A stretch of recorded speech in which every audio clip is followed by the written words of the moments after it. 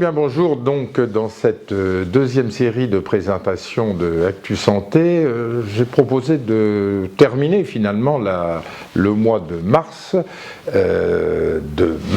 bleu, sur le cancer colique et l'activité physique. Alors, est-ce qu'il y a un lien entre cancer colique et activité physique? Eh bien, on va voir dans un instant.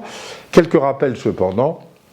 Le premier, c'est qu'on est en face d'un cancer qui est fréquent, 43 000 cas environ en France tous les ans, 23 000 chez l'homme, c'est un cancer donc très fréquent, c'est le troisième cancer le plus fréquent, et puis 20 000 cas environ chez la femme, c'est là encore le deuxième cancer le plus fréquent.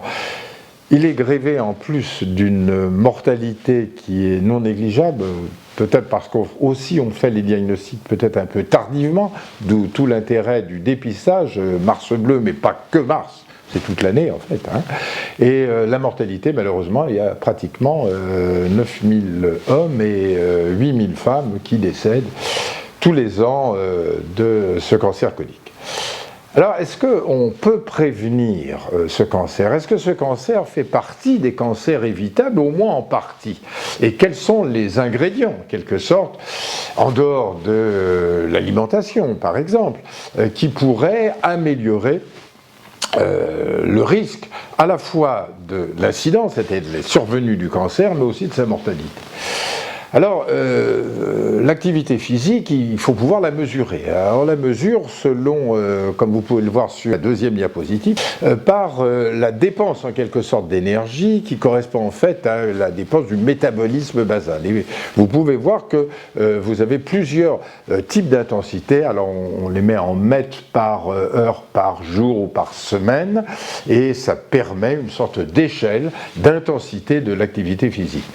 Alors, la première des choses dans l'activité, c'est l'activité très modérée qu'on fait tous les jours, car activité physique ne veut pas dire forcément sport de haut niveau. C'est le fait de bouger, le fait de marcher, le fait d'aller faire ses courses. C'est déjà une activité non négligeable.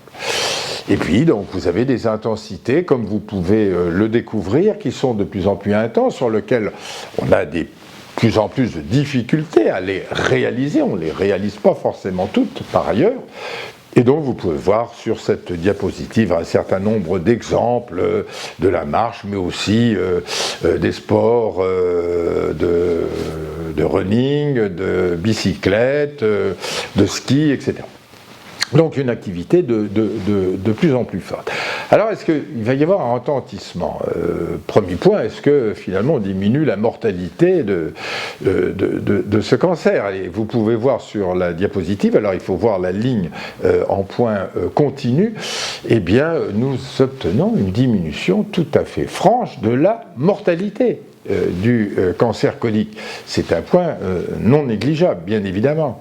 Mais le pendant inverse, c'est si je ne bouge pas, qu'est-ce qui se passe? Eh bien, diapo suivante, vous voyez très bien qu'il y a, lors d'une inactivité, et selon le degré de l'inactivité, eh bien, un risque de mortalité de plus en plus important si on bouge de moins en moins. Alors, la mortalité, c'est une chose, mais on a parlé de cancer évitable. Est-ce qu'on peut diminuer l'incidence de ce cancer colique? Eh bien, la réponse est oui. Vous voyez la diapo suivante, là, vous voyez que ça intervient sur plusieurs points, le cancer du sein, mais aussi le diabète, mais aussi le métabolisme cardiovasculaire et ses conséquences. Eh bien, vous voyez qu'on obtient une diminution, alors que l'intensité est modérée.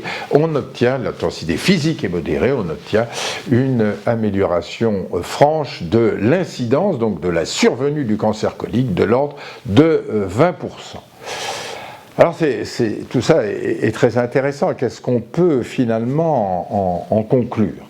5 points qui sont tout à fait importants. Le premier, comme vous pouvez le constater sur cette diapositive, c'est que on partait, quand on parle de 20%, d'une activité très modérée. Si on monte un peu plus son activité, de 30 minutes à 60 minutes par jour, on va obtenir une diminution non plus de 20%, mais de 25 à 50% de l'incidence du cancer colique. Le deuxième point est que plus vous avez une activité physique importante, plus vous améliorerez ce risque d'incidence du cancer colique, donc de diminution de ce risque de cancer, jusqu'à un certain point, jusqu'à un certain plateau, parce que ce n'est pas parce que vous allez faire du triathlon que vous allez avoir une diminution beaucoup plus nette.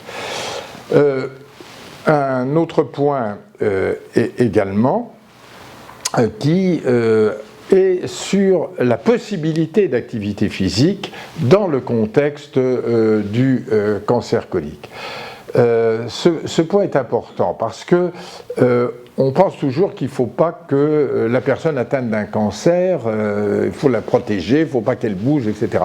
C'est l'inverse. Au contraire, l'activité physique modérée, adaptée est bénéfique. Elle est bénéfique sur la fatigue, elle est bénéfique sur le moral, elle est bénéfique sur l'immunité également, et l'on obtient une diminution non seulement des récidives sous cancer, mais de la mortalité de cancer de l'ordre de 20 à 50% là également. Donc vous voyez que plusieurs points ne peuvent qu'attirer vers une activité modérée. Cette activité modérée, alors de quel ordre ?